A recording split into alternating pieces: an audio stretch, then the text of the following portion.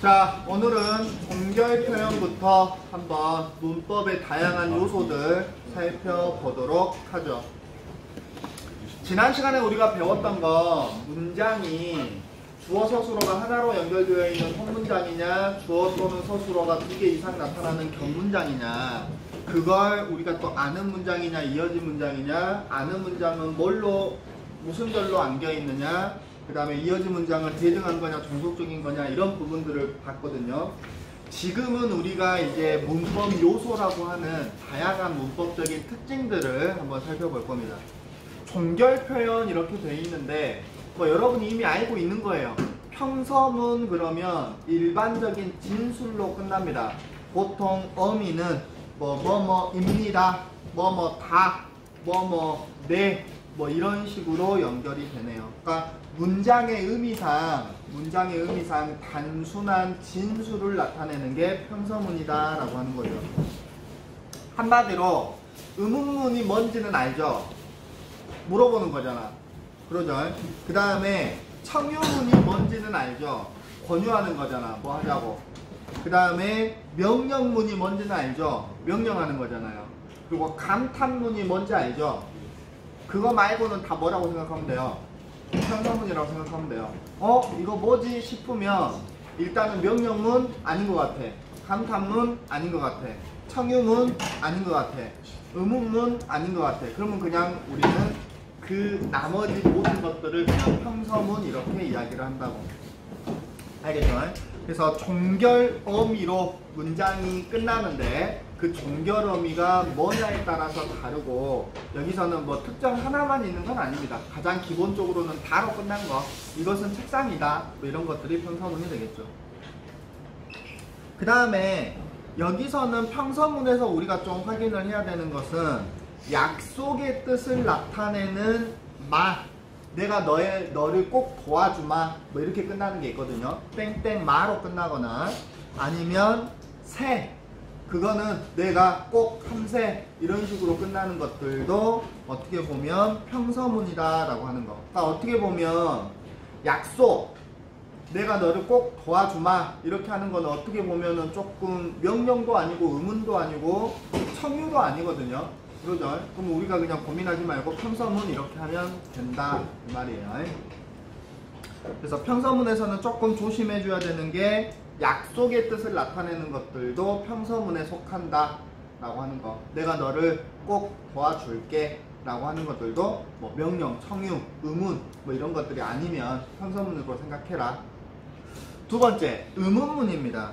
의문문은 질문하는 건데 물음표가 있다고 해서 무조건 의문문이냐? 의문문이라고 하는 것 자체는 우리가 문학에서도 나오지만 의문문의 그 표시가 없는 경우가 있어. 물음표가 없는 경우도 있어요. 여러분이 물음표가 있으면 일단은 의문문이겠죠.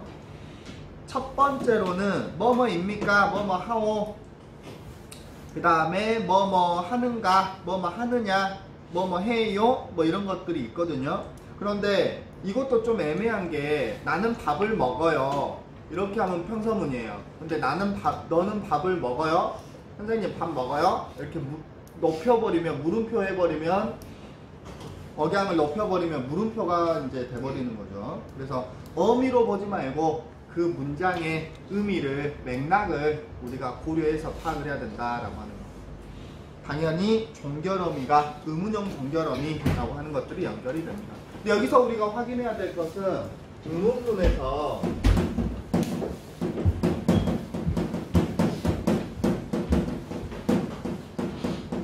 종류가 있다는 거죠. 의문문의 종류가 세 가지가 있는데 설명 의문문, 판정 의문문, 수사 또는 반어 의문문이라고 해요.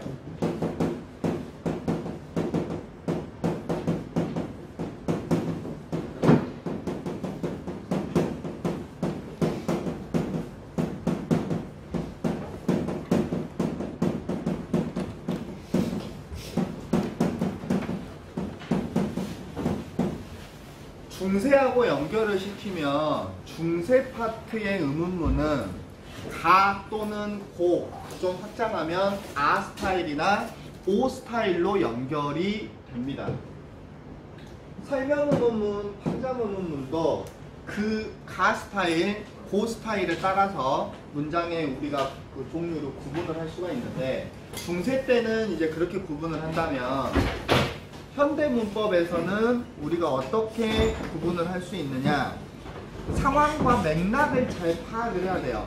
여기서는 의문문 자체에서도. 그래서 담화 상황에서 우리가 판단해 줘야 됩니다. 특히 수사 의문문 같은 경우는 상황과 맥락을 고려해서 파악을 해야 답이 나올 수 있어요. 기본적으로 설명 의문문은 대답이 필요해요. 여기서 대답이라고 하는 거는 설명이 필요합니다. 설명이. 판정 의문문은 네, 아니요로 대답을 할 수 있는, OX로 대답을 할 수 있는 것들이에요. 밥 먹었니? 예. 학교 왔니? 예. 숙제했니? 예. 아니요. 둘 중에 하나로 대답할 수 있으면 판정 의문문입니다. 그런데 설명 의문문은 예, 아니요로 설명을 못해요. 너 몇 학년이니? 예, 아니요가 안 되거든요. 그러죠? 너 몇 살이야? 그러면 저는 몇 살입니다 라고 설명을 해줘야지 예, 아니요로 안 되는 거죠. 구분은 쉽게 되죠? 설명 의문문은 대답을 해줘야 되고, 판정 의문문은 예, 아니요 단답식으로 대답을 하면 되고, 수사나 반응 의문문은 대답이 필요가 없습니다.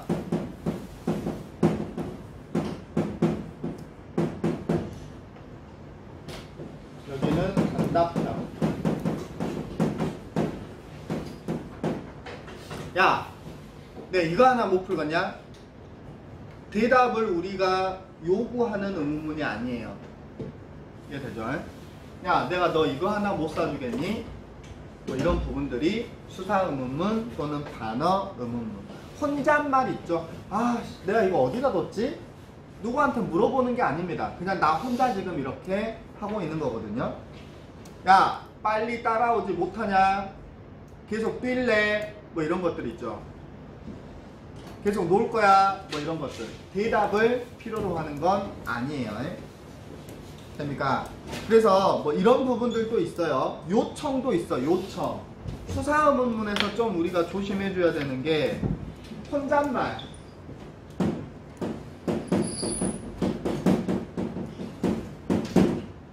내일 쉬면 얼마나 좋을까?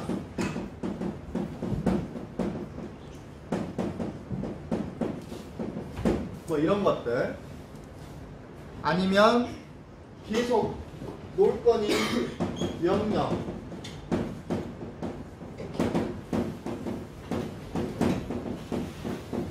계속 잘 거니? 뭐 이런 것들이 있죠. 그 다음에 요청도 있습니다.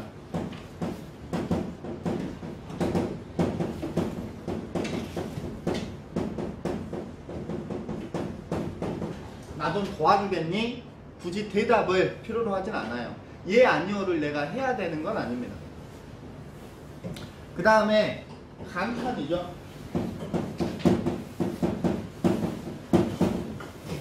여기서는 뭐 의문문이라고 하기는 좀 애매하지만 붙이면 얼마나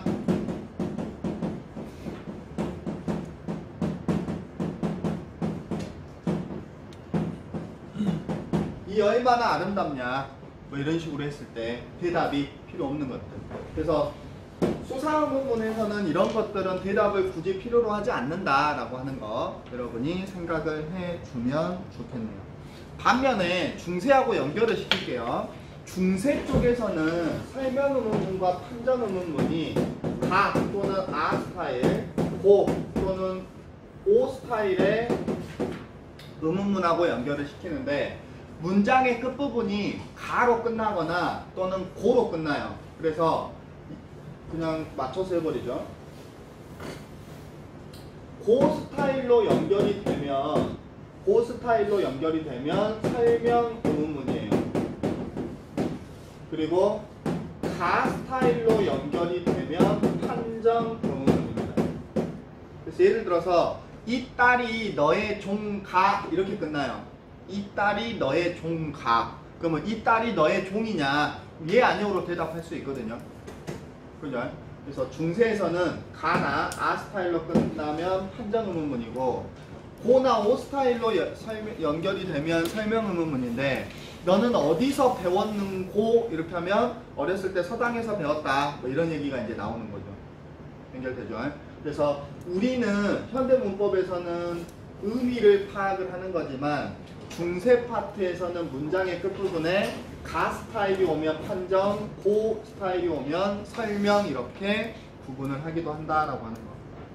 알겠죠? 왜냐하면 우리가 중세 파트 같은 경우는 한자도 많고 또 고어도 많기 때문에 해석이 안 되는 경우가 있어. 이게 뭔 말인지 모르겠단 말이야. 그러면 끝부분을 보고 우리가 고로 끝났네? 그러면 이거는 설명이겠네? 라고 여러분이 조금 이렇게 잡아줄 수도 있다라고 하는 거죠. 그래서 의문문에서 제일 중요한 건 설명, 판정, 수사 의문문으로 나뉠 수 있다라고 하는 거고 특히 수사 의문문 같은 경우는 대답이 필요 없다라고 하는 거 여러분이 기억을 해주면 좋겠습니다. 다음 명령문입니다. 말 그대로 명령하는 거예요. 우리가 이제 명령형 어미로는 알아어라 이게 이제 가장 기본적인데 담화 파트에서 자 여기서 명령이 물어보는데 명령이거든요.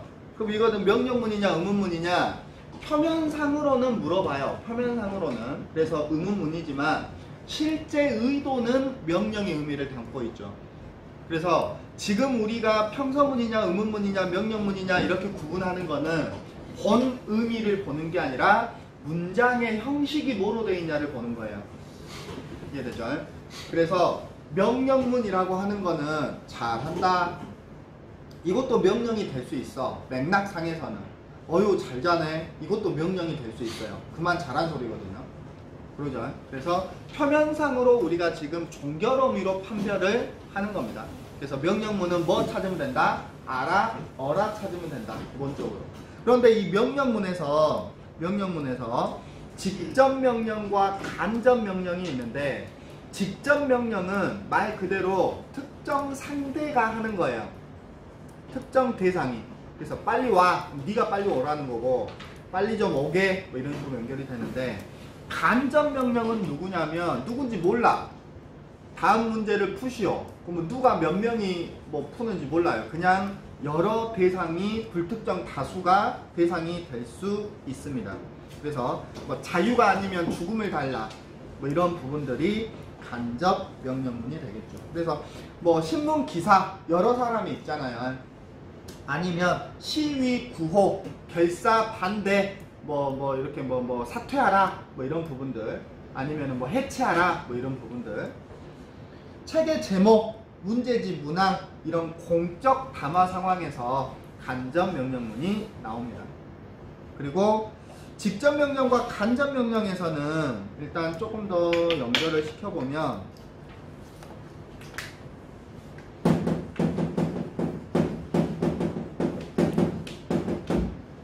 직접 명령과 간접 명령에서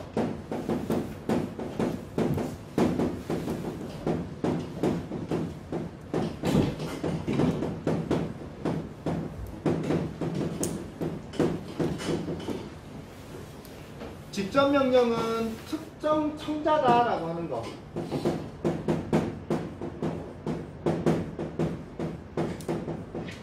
반면에 간접 명령은 불특정 다수.